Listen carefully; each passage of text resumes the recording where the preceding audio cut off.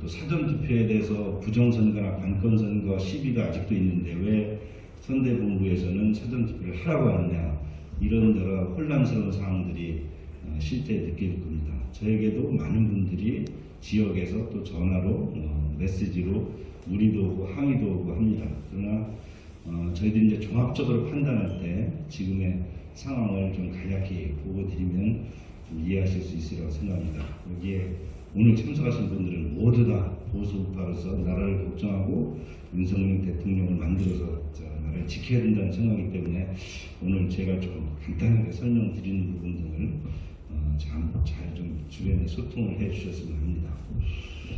지금 정권 교체율이 54%, 5% 정도에 이르고 있습니다만 우리 후보의 지지율은 지금 40%에서 45% 박스권에 있습니다.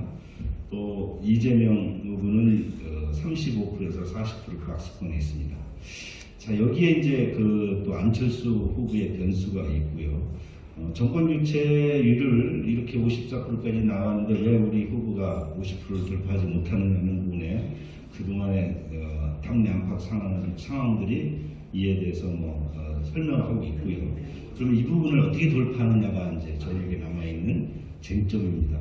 그 첫째, 제가 사전투표 관련해서 좀 잠시 설명을 드리면 지금은 투표 일수가 사실상 3일입니다. 지난 서울시장 선거에서 사전투표율이 40%에 육박했고 지금 이번 선거에서는 50%까지 올라갈 것으로 예상이 됩니다. 그러나 4.15 선거에 대해서 여러 가지 의혹 등이 있어서 보수단체 중심으로 사전투표를 하면 안 된다고 지속적으로 2년 동안 홍보를 해왔고 많은 우리 보수 지지층, 특히 우리 애국 보수층에서는 사전투표에 대해서 우려를 하고 있습니다. 이에 대해서 국민의힘이 아무것도 안 하는 거 아니냐라고 의심하고 있고, 저는 지금 아직 현역 의원이 아니기 때문에 그렇습니다만 현역 의원들이 아무것도 안 하는 거 아니냐, 그래서 국민의힘을 믿을 수 없고 우리가 투표를 지켜야 되기 때문에 본투표, 그것도 투표용지 꾹꾹이 접어서 수개표를 하도록 이렇게 하겠다, 이런 운동들이 지금도 광고까지 하고 전직 당대표까지 나서서 그러고 있습니다.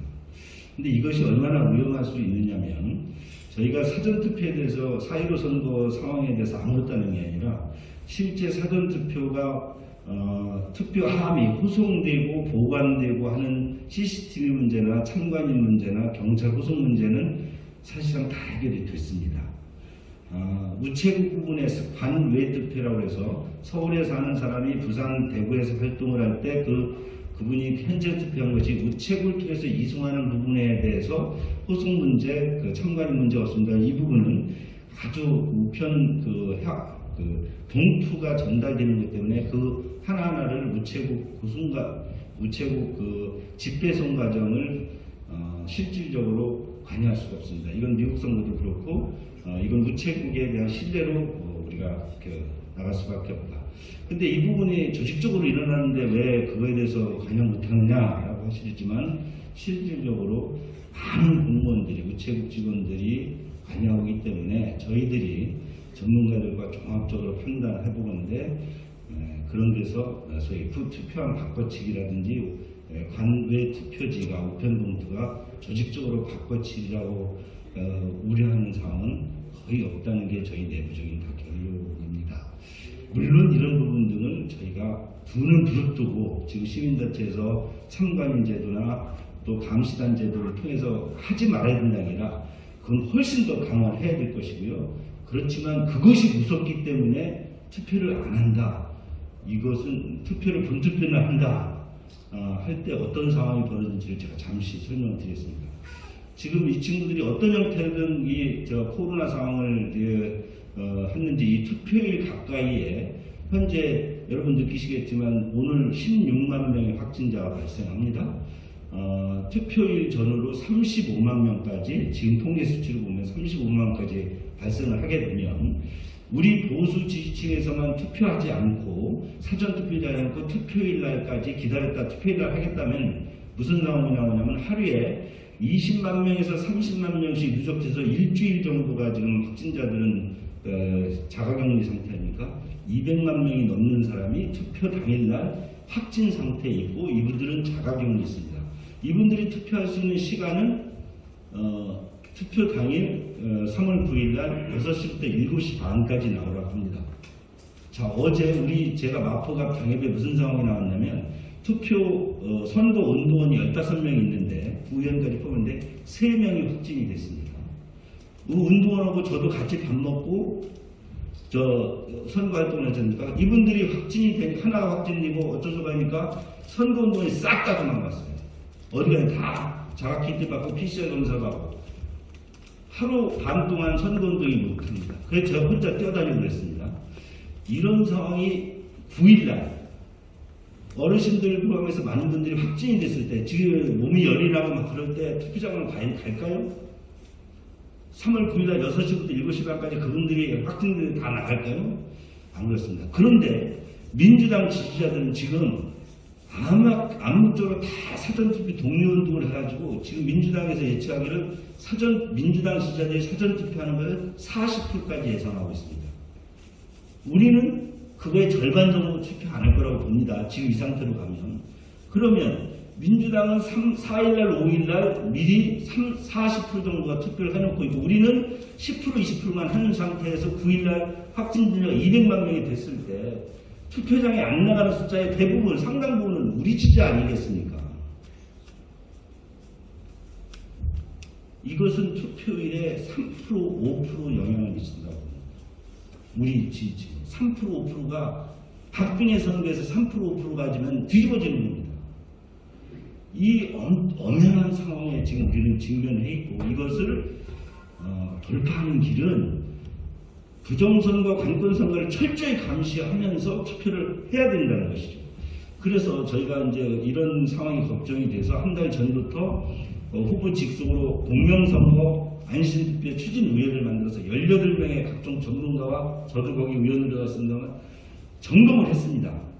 아까 사전투표에 대해서 아직도 시민단체 중에서 걱정스럽다고 하는 QR코드 문제, 해킹 문제, 그 다음에 관외투표의 이송 문제, 투표함 후속 문제 다 이송을 했고요. 그런 부분들이 다 대략 거의 점검이 됐습니다. 그리고 저희들이 내부적으로 이거는 조직적으로 부정선거를 할 수 없다. 이렇게 내부적으로 우리가 그것을 드러내서 선관위를 안심시킬 게 아니라 우리가 선관위를 막 압박을 하고 더 감시하라고 주장하고 있지만 내부적으로 그런 상태에 있기 때문에 그것을 왜 그런 판단을 했겠습니까? 투표율을 높여야 되기 때문에. 사전투표 제도가 만들어진 것 자체가 보세요. 제가 서울에 관외 투표라는 게 보니까 제가 서울 거주자인데 부산에서 활동하고 있고 대구에서 활동하고 있고 광주에서 활동하고 있습니다. 그러면 사전투표는 그 현장에서 주민등록만 가져가면 언제든지 투표를 해서 이송되지 않습니까? 그런데 사전투표를 안 했다. 그러면 서울로 올라와야 되지 않습니까? 당일날? 서울에 제가 부산에서 서울로 올라와서 투표해야 되는데 제가 확진되거나 확진자가 많거나 그러면 올라와서 투표하는 일이 툭 떨어질 거 아니겠습니까? 여러분 지금 그 걱정하는 분들은 대부분 다 한다고 봅니다. 근데 걱정하면서 사전투표 하지 말라고 독려하고 그러니까 중간지대에 있는 사람들이 포기한다는 거예요. 우리 보수 지지층 사전투표 하지 말라는 분들은 100% 저는 한다고 생각합니다. 그렇게 걱정하고 한 표라도 더 높아질까봐 그렇게 지켜오신 분들이기 때문에 합니다. 그러나 다른 중간지대에 있는 많은 분들이 투표할 겁니다. 투표를 안 할 겁니다. 두 번째, 사전투표를 할 거냐 말 거냐라는 것을 제가 여론조사를 해봤습니다.